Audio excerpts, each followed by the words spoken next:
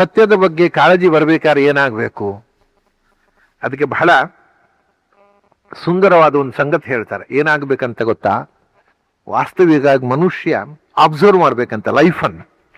ಜೀವನ ಅಂದ್ರೆ ಏನು? ಅವರು ಹೇಳ್ತಾರೆ, ಮನೋವಾಕ್ಕಾಯ ಜೈರ್ ದುಃಖೈ ನಿರ್ವೇದೋ ಜಾಯತೆ ತತಃ. ಮೊದಲು ನಮ್ಮ ಬದುಕನ್ನೇ ನಾವು ಸೆಲ್ಫ್ ಎನಾಲಿಸಿಸ್ ಅಂತ,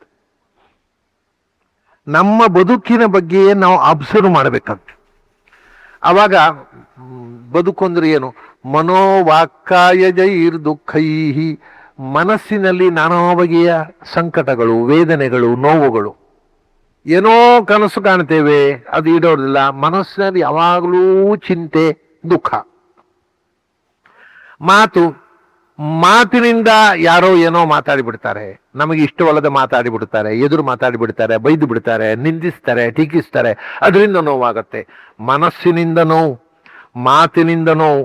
ಆಮೇಲೆ ಕಾಯ, ದೇಹದಿಂದ ನಾನಾ ವಿಧವಾದ ರೋಗಗಳು, ಏನೋ ಜಾರಿ ಬಿದ್ದೆವು, ಕೈಕಾಲು ಮುರ್ಕೊಂಡು ಈ ಮೂರು ಬಗೆಯಿಂದ ಮನಸ್ಸು, ಕಾಯೇನ ವಾಚ ಮನಸ್ಸ, ಮನೋವಾಕ್ಕಾಯೈಹಿ ದುಃಖೈಹಿ.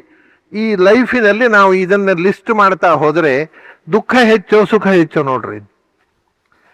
ಸಾಮಾನ್ಯವಾಗಿ ಮನುಷ್ಯ ಒಂದು ಕ್ಷಣದ ಸುಖಕ್ಕೋಸ್ಕರ ಇಡೀ ದಿವಸ ಒದ್ದಾಡ್ತಾನೆ. ಬೆಳಗಿನ ಸಂಜೆ ತನಕ ಬೆವರು ಸುರಿಸಿ ಒದ್ದಾಡೋದಿಲ್ಲ ಜನರು. ಪಾಪ ಕೆಲವು ಕೂಲಿ ನಾಲಿ ಮಾಡುವವರು ಒದ್ದಾಡ್ತಾರಲ್ಲ, ಯಾಕೆ? ಮತ್ತೆ ರಾತ್ರಿ ಒಂದು ತುತ್ತು ಅನ್ನ, ಅದು ಒಂದು ಕ್ಷಣದಲ್ಲಿ ಮುಗೀತು. ಅಷ್ಟಕ್ಕೆ ಬೆಳಗಿನ ಸಂಜೆ ತನಕ ಬೆವರು ಸುರಿಸಿ ಕಷ್ಟಪಟ್ಟು ಒದ್ದಾಟ, ಇಡೀ ದಿನದ ಒದ್ದಾಟ ಒಂದು ಕ್ಷಣದ ಸುಖಕ್ಕೋಸ್ಕರ ಅಂತ ಹೇಳ್ತಾರೆ. ಇದನ್ನ ದೇಹದಿಂದ ಪಡುವ ಕಷ್ಟ, ದುಡಿಮೆ, ಒದ್ದಾಟ, ಮೈ ಮುರಿದು ಕೆಲಸ ಮಾಡುವಾಗ ಆಗತಕ್ಕಂಥ ವೇದನೆಗಳು, ಆಯಾಸ, ನೋವು, ಇದನ್ನೆಲ್ಲ ಸಹನೆ. ಮನಸ್ಸಿನಿಂದ ನೋವಾಗತ್ತೆ, ಮಾತಿನಿಂದ ನೋವಾಗತ್ತೆ, ದೇಹದ ಮೂಲಕ ನೋವಾಗತ್ತೆ. ಇದನ್ನೆಲ್ಲ ನೋಡಿದರೆ, ಇದನ್ನು ಅಬ್ಸರ್ವ್ ಮಾಡ್ಬೇಕಂತೆ. ನಾವು ಇದನ್ನೆಲ್ಲ ಮರೆತು ಯಾವುದೋ ಒಂದು ಕ್ಷಣದ ಸುಖಕ್ಕೋಸ್ಕರ ಇದನ್ನೆಲ್ಲ ಮರೆತು ಕೂತು ಬಿಡ್ತೇವೆ. ಅದೇ ಹೇಳ್ತಾರೆ, ಜೀವನದಲ್ಲಿ ನಾವು ಪಡತಕ್ಕ ಪಾಡು ಏನು, ಮಾನಸಿಕವಾಗಿ, ದೈಹಿಕವಾಗಿ, ವಾಚನಿಕವಾಗಿ ಈ ಪಾಡಿನ ಬಗ್ಗೆ ಅಬ್ಸರ್ವ್ ಮಾಡಿದರೆ ನಿರ್ವೇದೋ ಜಾಯತೆ ತತಃ. ಆಗ ಅಯ್ಯೋ, ಇದು ಯಾವ ರಗಳೆಯಪ್ಪ, ಇದರಲ್ಲಿ ಸುಖ ಇಲ್ಲ, ನಾವು ತಿಳ್ಕೊಂಡ್ರೆ ಸುಖ ಇಲ್ಲ ಅಂತ ಅದರ ಸೆಳೆತ ಕಮ್ಮಿ ಆಗುತ್ತೆ. ಅದೇನೋ ದೊಡ್ಡ ಲಾಭದ ಸಂಗತಿ. ಲೈಫ್ ಅಂದ್ರೆ ದೊಡ್ಡ ಗೇನು ಅನ್ನತಕ್ಕಂಥ ಭಾವನೆ ಹೊರಟು ಹೋಗುತ್ತಂತೆ. ಇದೊಂದು ಅಂಥ ಮಹತ್ವದ ನಿರ್ವೇದ ಅಂದ್ರೆ ಇದು ಮಹತ್ವ ಬುದ್ಧಿ ಹೊರಟು ಹೋಗ್ತದೆ. ಇದು ಬಹಳ ಮಹತ್ವದ ಸಂಗತಿ ಅಲ್ಲ. ಜೀವನ ಅಂದ್ರೆ ಬರೀ ಗೋಳು, ಅದರ ಬಗ್ಗೆ ಇರತಕ್ಕ ಒಂದು ಮಹತ್ವ ಬುದ್ಧಿ ಹೊರಟು ಹೋಗ್ತಂತೆ. ಆಮೇಲೆ ನಿರ್ವೇದಾತ್, ಮುಂದೇನ ನಿರ್ವೇದಾತ್ ಜಾಯತೆ ತೇಷಾಂ ದುಃಖ ಮೋಕ್ಷ ವಿಚಾರಣ. ಅದು ಮಹತ್ವದ್ದಲ್ಲ. ಯಾಕೆಂದ್ರೆ ಈ ಇಷ್ಟೆಲ್ಲ ನಾವು ಒದ್ದಾಟ ಪಟ್ಟು ಜೀವನ ಅಂದ್ರೆ ಒಟ್ಟು ನೋಡಿದ್ರೆ ಪರ್ಸೆಂಟೇಜ್ ದುಃಖದ್ದೇ ಜಾಸ್ತಿ. ಹಾಗಾದ್ರೆ ನಮಗೆ ಏನು ಅಂದ್ರೆ, ಈಗ ಈ ಜನ್ಮ, ಮನುಷ್ಯ ಜನ್ಮ ಬಂದಿದೆ, ಯೋಚನೆ ಮಾಡತಕ್ಕಂಥ ಶಕ್ತಿ ಇದೆ. ಈ ದುಃಖದಿಂದ ಪಾರಾಗುವುದು ಹೇಗೆ ಅನ್ನೋದು ಯೋಚನೆ ಬರಲು ಶುರು. ಮೊದಲು ನಾವು ದುಃಖದ ಗಮನವೇ ಬರೋದಲ್ಲ, ಅದೇ ಸರ್ವಸ್ವ ಅಂತ ದುಃಖ ಪಟ್ಟು ಒದ್ದಾಟ ಪಡುವುದೇ ಆನಂದ ಅಂತ ಹೇಳ್ಕೊಡ್ತೇವೆ. ಮಕ್ಕಳು ಕಜ್ಜಿ ತುರಿಸಿದ ಖುಷಿ ಪಡ್ತಾ ಹಾಗೆ, ಕಜ್ಜಿ ತುರಿಸುವುದ್ರಲ್ಲಿ ಒಂದು ಆನಂದ ಅಂತ, ಆದ್ರೆ ಅದು ಸೆಪ್ಟಿಕ್ ಆಗುತ್ತೆ, ದುಃಖ ಅದು. ಆದರೆ ಭ್ರಾಂತಿ ಜ್ಞಾನಾಮೃತಾಕ್ಷಾಣಂ ದುಃಖಮೇವ ಸುಖಾಯತೆ. ಮೊದಲು ದುಃಖವನ್ನೇ ಸುಖ ಅಂತ ತಿಳ್ಕೊಂಡಿದ್ದೆವು. ಅಬ್ಸರ್ವ್ ಮಾಡಿದಾಗ ನಾವು ಯಾವುದನ್ನು ಸುಖ ಅಂತ ತಿಳ್ಕೊಂಡಿದ್ದೆವೋ ಅದರಲ್ಲಿ ಹೆಚ್ಚಿನ ಅಂಶ ದುಃಖ. ಆಮೇಲೆ ಮುಂದಿನ ವಿಚಾರ, ಅದು ಈ ದುಃಖದಿಂದ ಪಾರಾಗುವುದು ಹೇಗೆ? ದುಃಖ ಅಂತ ಗೊತ್ತಾದ ಮೇಲೆ so we must overcome it. ಅದನ್ನ ದಾಟಬೇಕು ನಾವು. ಈ ದುಃಖದಿಂದ ಪಾರಾಗುವುದು ಹೇಗೆ ಅನ್ನೋ ಯೋಚನೆ ಬರ್ಲಿಕ್ಕೆ ಶುರುವಾಗುತ್ತೆ. ನಿರ್ವೇದಾಜ್ಯಾಯತೆ ತೇಷಾಂ ದುಃಖ ಮೋಕ್ಷ ವಿಚಾರಣ. ಆಮೇಲೆ ವಿಚಾರಣಾಯಾಮ್ ವೈರಾಗ್ಯಂ. ವಿಚಾರ ಮಾಡ್ತಾ ಈ ವರ್ಲ್ಡ್ಲಿ ಲೈಫು, ಇದರಲ್ಲಿ ಇರತಕ್ಕಂಥ ಟೆಂಪರರಿ ಪ್ಲೆಷರ್ಸು, ಇದೆಲ್ಲ ವ್ಯರ್ಥ, ಇದು ಏನು ಉಪಯೋಗ, ಇದನ್ನು ವೈರಾಗ್ಯ ಬರಲು ಶುರುವಾಗುತ್ತೆ.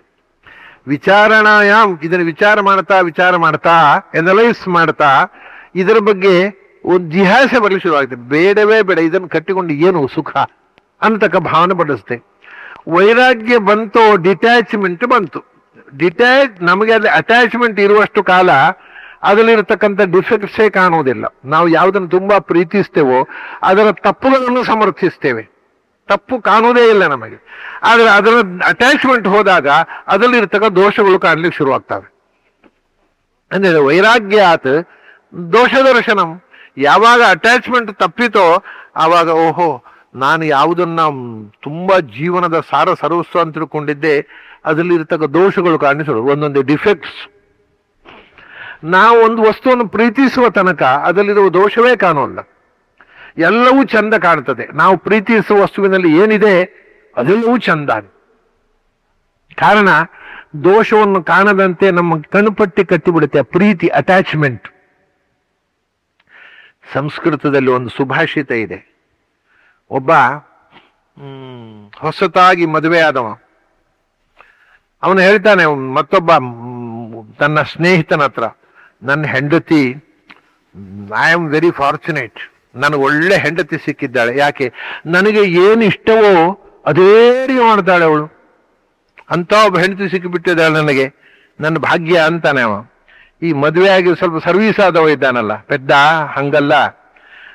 ನಿನಗೆ ಏನು ಇಷ್ಟವೋ ಅದನ್ನು ಅಡಿಗೆ ಮಾಡೋದಲ್ಲ ಅವಳು, ಮತ್ತೆ ನಿನಗೆ ಅವಳ ಮೇಲೆ ಪ್ರೀತಿ ಇದೆ, ಅದರಿಂದ ಅವಳು ಏನು ಅಡಿಗೆ ಮಾಡಿದ್ರು ಅದು ನಿನಗೆ ಇಷ್ಟ ಆಗ್ತಾ ಇರೋದು. ವಯಸ್ಸೇ ಅವಳು ಏನು ಮಾಡಿದ್ರು ನಿನಗೆ ಇಷ್ಟ ಆಗ್ತಾ ಇದೆ, ಯಾಕೆಂದ್ರೆ ನೀನು ಪ್ರೀತಿಸ್ತಾ ಇದ್ದೆ ಅವಳನ್ನು. ಈ ಪ್ರೀತಿಯಿಂದ ಇಲ್ಲದೆ ಇದ್ದದ್ದು ಕಾಣಲಿಕ್ಕೆ ಶುರುವಾಗುತ್ತೆ. ಆದ್ದರಿಂದ ವೈರಾಗ್ಯ, ಅದು ಯಾವಾಗ ನಾವು ಆ ಪ್ರೀತಿಯನ್ನ ಕಳ್ಕೊಂಡು ವಸ್ತುನಿಷ್ಠವಾಗಿ ಒಂದು ವಸ್ತುವನ್ನು ನೋಡಿದೆವೋ ಆಗ ಅದರಲ್ಲಿ ಇರತಕ್ಕಂಥ ಗುಣವೂ ಕಾಣುತ್ತೆ, ದೋಷವೂ ಕಾಣುತ್ತೆ. ಇಲ್ಲದೇ ಇದ್ದರೆ ಬರೇ ಗುಣ, ಅದರಲ್ಲಿರುವ ದೋಷವೂ ದೊಡ್ಡ ಸಂಗತಿಯಾಗಿ ಕಾಣಲಿಕ್ಕೆ ಶುರುವಾಗತ್ತೆ. ನಮ್ಮ ರಾಜಕಾರಣಿಗಳಾಗಿ ಅವ್ರು ಯಾವ ಪಕ್ಷದಲ್ಲಿ ಇದ್ದಾರೋ ಅದರಲ್ಲಿ ಏನಾದರೂ ಕರೆಕ್ಟೇ, ಅದು ವಿರೋಧ ಪಕ್ಷವರು ಏನು ಮಾಡಿದ್ರು ಅದು ತಪ್ಪೇ.